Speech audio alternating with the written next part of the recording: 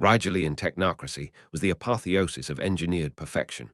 Their citizens, if one could call them that, were encased in sleek, cybernetic chassis of polished chrome or sterile, matte white polymers.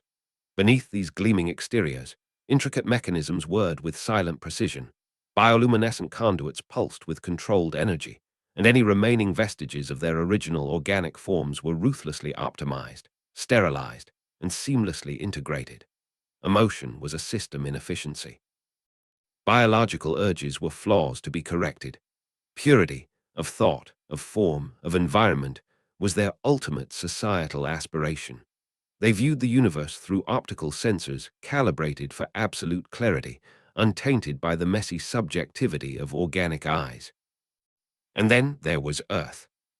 To the Rigelians, Earth was a festering wound in the galactic arm, a chaotic abomination they designated Sol 3 Contaminant Zone, or more colloquially among themselves, the Mudball. Its dominant species, humanity, was a biological horror show. Bipedal sacks of miscellaneous microbes, driven by erratic chemical impulses, their short, fragile lives spent wallowing in an uncontrolled, pathogen-rich soup they called an ecosystem.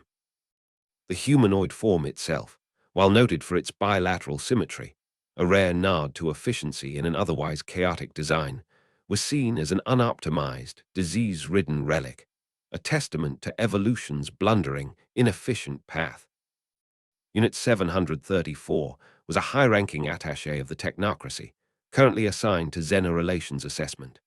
Its chassis was a flawless expanse of polished iridium, its movements governed by frictionless servos, its vocalizations a series of perfectly modulated, information-dense tones. Unit 734 embodied Rigelian ideals. It was impeccably sterile, its internal environment a vacuum hostile to any particulate larger than a curated nanite. Its intellectual capacity was vast, and its confidence in Rigelian technological and biological superiority was absolute and unshakable. The cultural exchange, as the humans naively termed it, was to take place at the Terran Institute for Advanced Bioscience in Geneva, a city known, by Earth standards, for its cleanliness and ecological initiatives. To Unit 734, the entire planet was a Category 5 biohazard. Dr. Lena Hansen, the Institute's chief liaison for interspecies contact, was a pragmatic woman with a wry sense of humor that she mostly kept to herself during interactions with the Rigelians. She'd read their preliminary contact briefs, which detailed their almost pathological fear of organic contamination, and had done her best to prepare a Level 4 clean room for their arrival, knowing it would fall spectacularly short of their standards. The sheer, messy vitality of Earth, from the rampant pollen in the air to the invisible cloud of bacteria accompanying every human breath, was the antithesis of everything Rigelian. Lena found their fastidiousness both exasperating and, in a strange way, pitiable. The official purpose of the Rigelian visit was a reluctant, minimal engagement assessment of Earth's potential for future low-level technological exchange. Specifically, certain rare earth isotopes found in human-controlled asteroid mines. The technocracy, however, approached it with the enthusiasm one might reserve for inspecting a particularly vibrant sewage treatment facility. Their primary goal was to confirm their existing assessment. That Earth was too biologically volatile for any meaningful, direct interaction. Unit 734's secondary objective was to observe humanity, a species catalogued as sentient, tool-using, pre-optimization. Unit 734's arrival was an exercise in extreme caution. The Rigelian shuttle, itself a mobile, sterile environment, docked with a specially constructed, multiply-airlocked human receiving bay. Unit 734 disembarked encased in a gleaming, fully sealed environmental suit, complete with its own atmospheric filtration and internal nutrient dispenser. It moved through the human facility with a rigid grace, its optical sensors scanning constantly for unseen threats. Human attempts to provide a sterile pathway, lined with buzzing UV sterilizers and air purifiers, were noted by Unit 734 as well-intentioned, but fundamentally inadequate. The very air in the human cleanroom, despite multiple filtrations, was, to Rigelian sensors, a teeming soup of organic particulates. Dr. Hansen greeted Unit 734 with a professional smile, her own presence likely an affront to its sensibilities. "Welcome to Earth, Unit 734. We've prepared a secure observation lab for your review of the geological samples." "Acknowledged, Dr. Hansen," Unit 734's synthesized voice intoned, devoid of any inflection. "Containment protocols must be maintained rigorously." The breach, when it occurred, was so infinitesimally small, so cosmically insignificant by human standards, that it was almost an abstraction.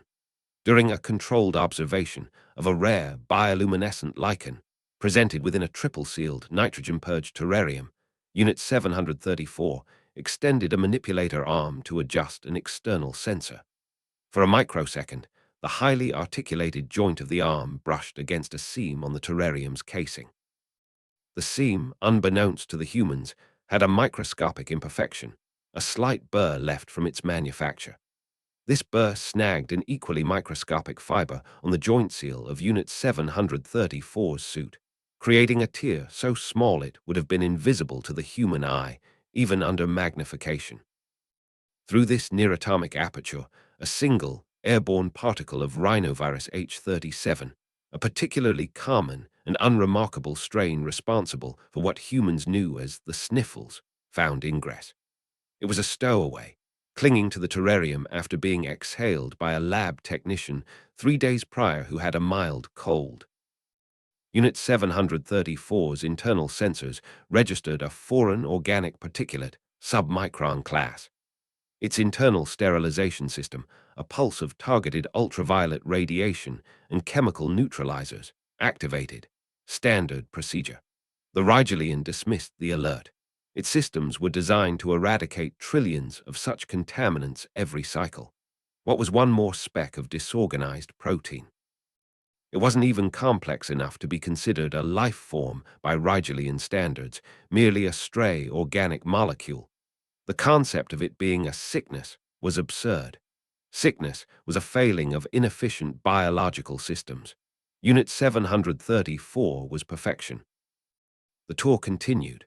Unit 734 analyzed data, made terse observations, and maintained its impeccable, sterile distance. Dr. Hansen, unaware of the invisible hitchhiker, tried to engage it in a discussion about extremophile biology, a field she thought might pique its interest. Unit 734 responded with an analysis of the inefficiencies of carbon-based life in high-radiation environments. The exchange was, as Lena later described it to a colleague, like trying to explain poetry to a very advanced calculator. Unit 734 returned to the Rigelian orbital station, the Vigilance, a bastion of chrome and quiet efficiency hovering high above the contaminated blue sphere of Earth. The attaché proceeded directly to a full-spectrum decontamination chamber, a standard post-contact protocol. Its environmental suit was atomized, its chassis scoured by sonic pulses and radiation baths. It felt pristine. The first anomaly presented itself 3.7 Earth hours later. Unit 734 was compiling its report on Terran bioinstability when its primary optical sensor flickered, a momentary desynchronization of the refresh rate. Trivial. It recalibrated. Then, its internal chronometer, usually accurate to a billionth of a Terran second, skipped a beat. Diagnostic subroutines ran automatically. Result: no hardware malfunction detected. A short while later, during a nutrient-paced infusion, a minor tremor ran through its left manipulator arm. Processing speed for complex xenolinguistic analysis dropped by 0.03%. Again, diagnostics found nothing. Unit 734 reported these minor irregularities to the station's central medical AI, known as the caretaker. The caretaker, an entity of immense processing power, cross-referenced Unit 734's status with trillions of data points on known cybernetic malfunctions and catalogued xenopathogens from across the technocracy's sphere of influence. Unit 734, the caretaker's calm, synthesized voice echoed in the attaché's private maintenance alcove. Your reported system fluctuations do not correspond to any identified mechanical defect or known biological vector. Probability of stochastic resonance in positronic net. Minimal. Probability of external M interference. Negligible. Recommend continued monitoring and a level 3 diagnostic cycle. But the fluctuations didn't remain minor. The rhinovirus H37, which in a human host would have encountered a battle-hardened immune system and a crowded ecosystem of competing microbes, found itself in paradise. Unit 734's internal environment was sterile, nutrient-rich, from trace elements in the lubricant fluids and biocoolant gels, and entirely undefended by any biological mechanism evolved to recognize, let alone combat, such a simple organic invader. It replicated with explosive, logarithmic efficiency. It wasn't attacking the cybernetics in the way a computer virus corrupts code. Instead, the sheer, rapidly accumulating biomass of viral particles began to physically interfere with Unit 734's delicate internal mechanisms. Microscopic clumps of viral proteins, the waste products of their replication, began to adhere to nanoscale actuators, creating friction. The slightly acidic nature of these organic byproducts started to etch infinitesimally fine bioneural pathways where organic components interfaced with machine. Internal temperature, usually maintained at a precise 22.73 degrees Celsius, began to fluctuate wildly as clumps of viral matter insulated or blocked microcoolant conduits. Unit 734's optical sensors began to fill with static. Its vocalizer emitted bursts of garbled code. Its limbs jerked spasmodically, then locked. A high-pitched warning siren, a sound rarely heard on any Rigelian installation, began to wail from Unit 734's chassis. Other Rigelians, Units 201 and 556 from the Xenobiology Analysis Wing, responded to the critical alert. They found Unit 734 convulsing on the floor of its alcove, arcs of electrical discharge sputtering from its joints.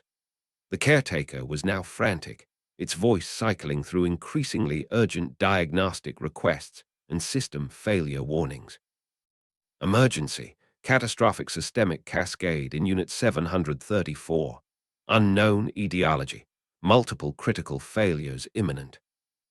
Units 201 and 556, working with desperate precision, managed to immobilize Unit 734 and connect it to external diagnostic arrays. What they found, after filtering out layers of technological collapse, was an overwhelming concentration of a simple carbon-based protein chain, primitive, disorganized, and utterly, terrifyingly, everywhere within Unit 734's core systems. Isolate the contaminant, Unit 201 commanded, its usually calm tones sharp with alarm. Their bioscanners, designed to detect complex alien pathogens with intricate genetic codes, had initially overlooked it as background organic noise. Now, forced to search for something simpler, they found it. A rhinovirus, an Earth common cold. Disbelief was the first reaction. Then, a cold, creeping horror that had no equivalent in their emotionless lexicon, but manifested as cascading logic errors. This filth, this insignificant speck of mudbowl detritus, had brought down one of their most advanced units. Their perfect, optimized systems, their sterile internal environments, their multi-layered technological defenses, all had proven utterly, catastrophically useless against one of humanity's most trivial biological annoyances. The terrifying revelation dawned. Humans weren't just surviving on that chaotic, microbe-infested planet. They were forged by it, tempered in an evolutionary crucible of unimaginable biological warfare. Their immune systems, their co-evolved microbiomes, weren't just defenses.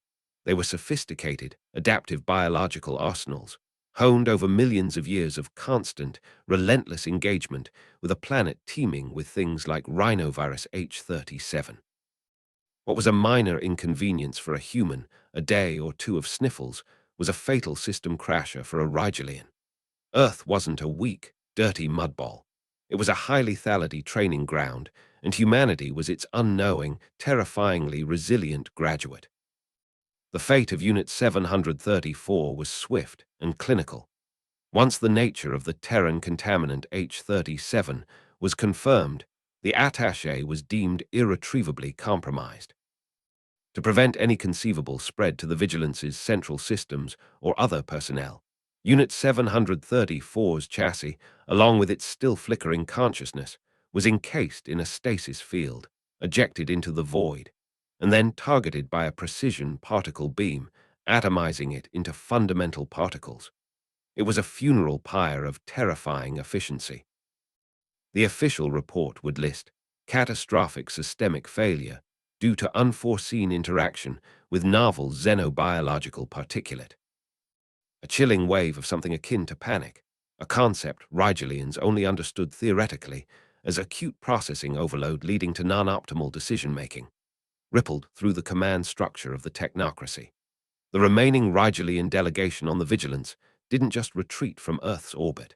They executed an emergency hyperspace jump to a quarantine staging area light years away, abandoning several non-critical sensor drones and research probes in their haste.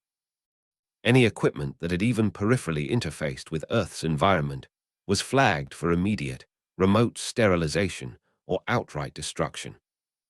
Earth, previously catalogued as Sol 3 Contaminant Zone, low priority, was immediately and drastically reclassified. It became Terra Prima Infectus, Class Omega, biohazard designation, extreme threat, all contact strictly prohibited. Protocols for any vessel or individual even transiting the Sol system were rewritten overnight, becoming exercises in almost comical paranoia. Ships were required to undergo weeks of external decontamination if they passed within a parsec. Human germs, the Terran plague, or simply the mudbowl sickness, became whispered warnings, cautionary tales told to new technocracy initiates about the dangers of underestimating primitive organic systems. The idea of a biological entity so simple, yet so devastating to their optimized forms, filled them with a cold, logical dread. Humanity, blissfully unaware of the existential crisis they had inadvertently triggered, continued their messy, vibrant existence. Dr. Lena Hansen noted the Rigelians' abrupt departure with a shrug, figuring they'd simply had enough of Earth's charms. She would never know that she, and every other human, was now viewed by at least one advanced galactic power not as a disgusting organic, but as a walking, breathing biological weapon, a carrier of an invisible, almost unbeatable arsenal. There was no longer disdain in the Rigelian assessment of humanity, but a new, profound, and terrified respect. Humans were not weak because they were biological. They were terrifyingly strong because of it. They were the living embodiment of survival in an environment that the superior Rigelians couldn't endure for a single, careless moment. Far away, in a sterile Rigelian observation outpost orbiting a distant, lifeless moon, 2 units monitored galactic traffic. One of them, Unit 840, meticulously cross-referenced cargo manifests of ships that had passed through trade routes even vaguely associated with human contact. Its chassis was now clad in an additional shimmering layer of bioshielding, a recent, mandatory upgrade. Another freighter, designation Stardust Drifter, Unit 840 intoned, routed 3 systems away from the Sol exclusion zone 6 cycles ago. Human crew listed. Unit 912, its optical sensors fixed on the freighter's distant icon, made a minute adjustment to its own internal atmospheric scrubber. Flag for level gamma surveillance and a full spectral analysis upon its next port of call. Ensure no particulate drift. The Terran contagion, its simplicity is its most horrifying efficiency. On Earth, someone sneezed. A galaxy away, a Rigelian shuddered.